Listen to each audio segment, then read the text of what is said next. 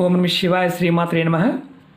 మిత్రులకి శ్రేభిలాషులకి అలాగే నన్ను ఎంతగా ఆదరిస్తున్న యూట్యూబ్ ప్రేక్షకులందరికీ కూడా పేరు పేరు ధన్యవాదాలు. మిత్రులరా, మీ అందరికీ పరాదేవత ఎల్లవేళలా మీతో ఉండి మీ మనోవాంఛ నెరవేర్చాలని మనస్ఫూర్తిగా కోరుకుంటున్నాను. ఈరోజు మనం అతి పురాతనమైన, తేలికైన, అద్భుతమైన శక్తి కలిగిన తాంత్రిక ఉపాయం తెలుసుకుందాం.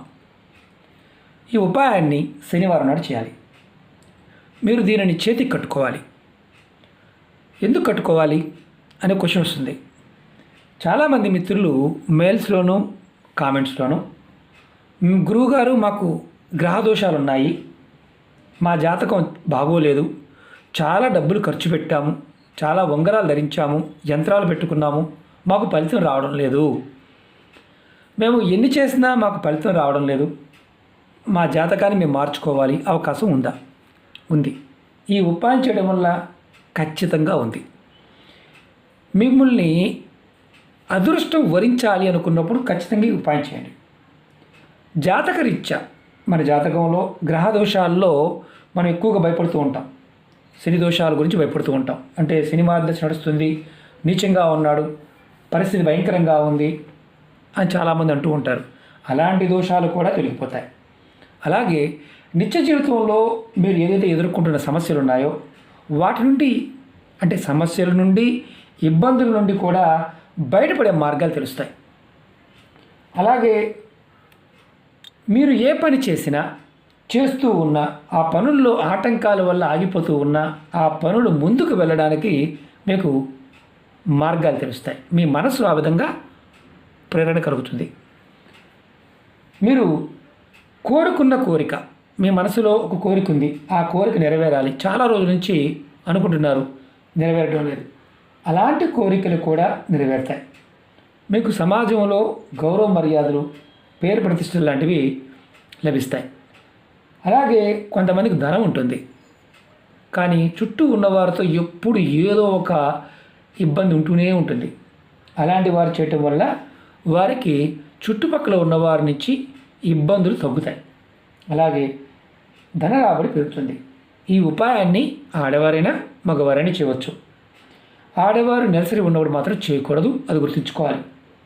ఈ ఉపాయాన్ని శనివారం ఉదయం నుండి సాయంత్రం 6 లోపు మాత్రమే చేయాలి. 6 దాటిన తర్వాత చేయకూడదు. ఈ ఉపాయాన్ని స్నానం చేసిన తర్వాత చేయాలి. మీరు ఎలా చేయాలి, ఎక్కడ చేయాలి చెప్తాను. మీకు వీలైతేనే చేయండి, వీలు కాకపోతే ప్రయత్నం చేయమాకండి, అది గుర్తుంచుకోండి.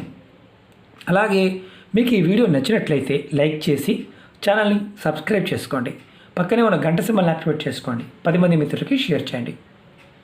మీరు గుర్తుంచుకోవాల్సిన విషయం ఏంటంటే, ఈ ఉపాయాన్ని మీరు ఎక్కడైనా సరే రావి చెట్టు దగ్గర చేయాలి. అంటే శనివారం మీ దగ్గరలో ఉన్న రావి చెట్టు దగ్గరికి వెళ్ళండి. వెళ్ళి నమస్కారం చేసుకొని చెట్టుకు ఒక లోటాతో నీళ్లు పోయండి, మంచినీళ్ళు.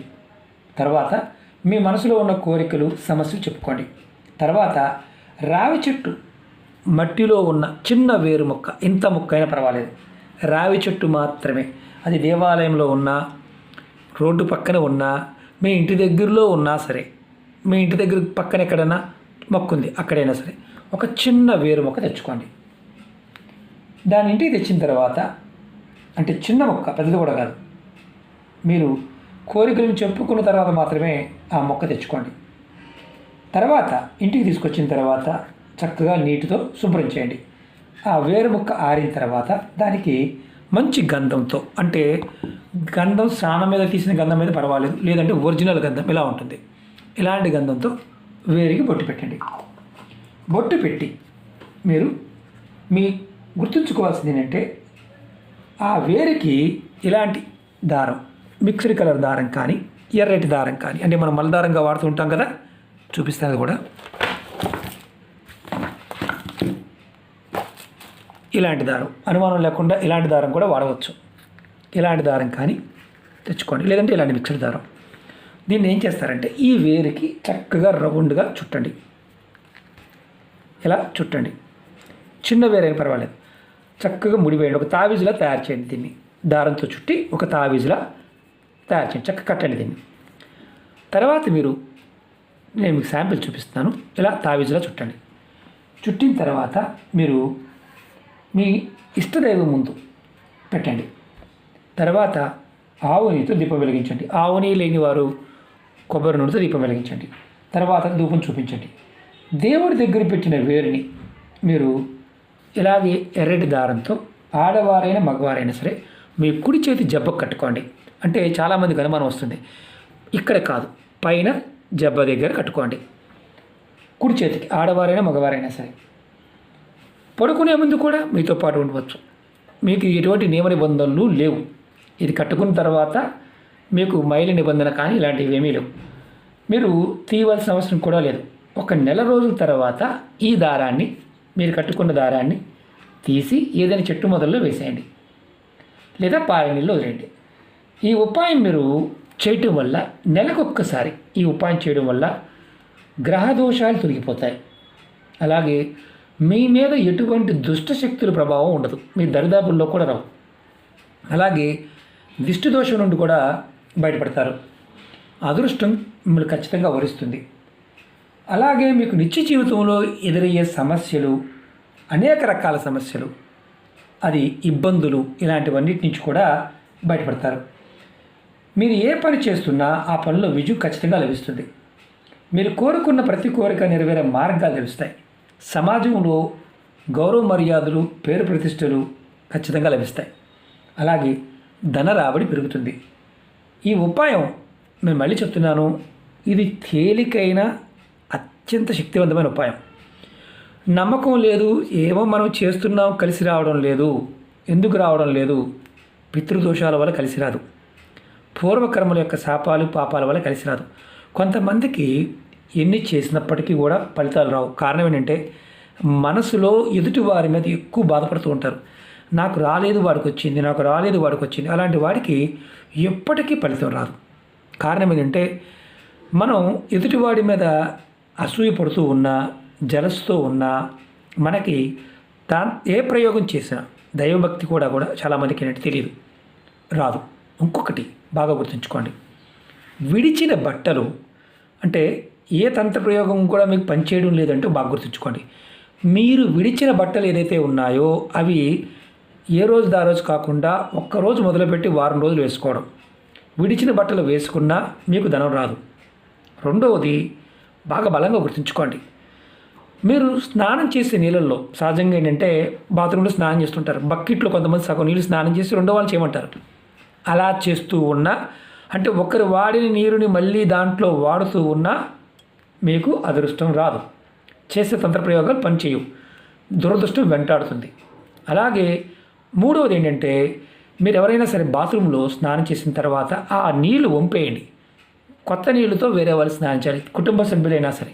అలాగే ఒకరి బట్టలు ఒకరు వేసుకోమాకండి, అది కూడా చాలా చాలా ఇంపార్టెంట్.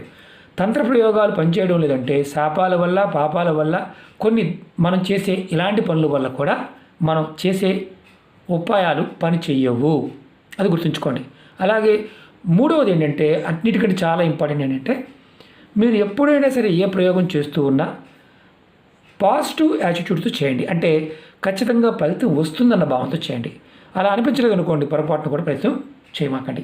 ఈ తేలికైన ఉపాయమే చాలా అద్భుతంగా పనిచేస్తుంది. నెల తర్వాత మళ్ళీ ఒకసారి చేసి మళ్ళీ కట్టుకోండి.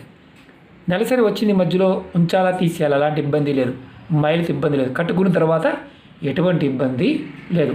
ఖర్చు లేనిది, రాళ్ళు రప్పలు పెట్టుకున్న ఫలితం రాలేదనేవారు, మేము ఏది చేసినా కలిసి రావడం లేదనేవారు ఈ చిన్న రూపాయి ఖర్చు లేని దాన్ని ప్రయత్నించేయండి, ఫలితం అనేది ఖచ్చితంగా రావడానికి అవకాశం ఉంటుంది. అలాగే మీకు ఈ వీడియో నచ్చినట్లయితే లైక్ చేయండి, ఛానల్ని సబ్స్క్రైబ్ చేసుకోండి, పక్కనే ఉన్న గంట సింబల్ని యాక్టివేట్ చేసుకోండి. మీకు నచ్చితే 10 మంది మిత్రులకు షేర్ చేయండి. అలాగే అనేక రకాల సమస్యల మీద వీడియోలు చేయడం జరిగింది. ఛానల్లో ఉన్న వీడియోస్లోకి వెళ్ళండి, లేదా ప్లేలిస్ట్లోకి వెళ్ళండి.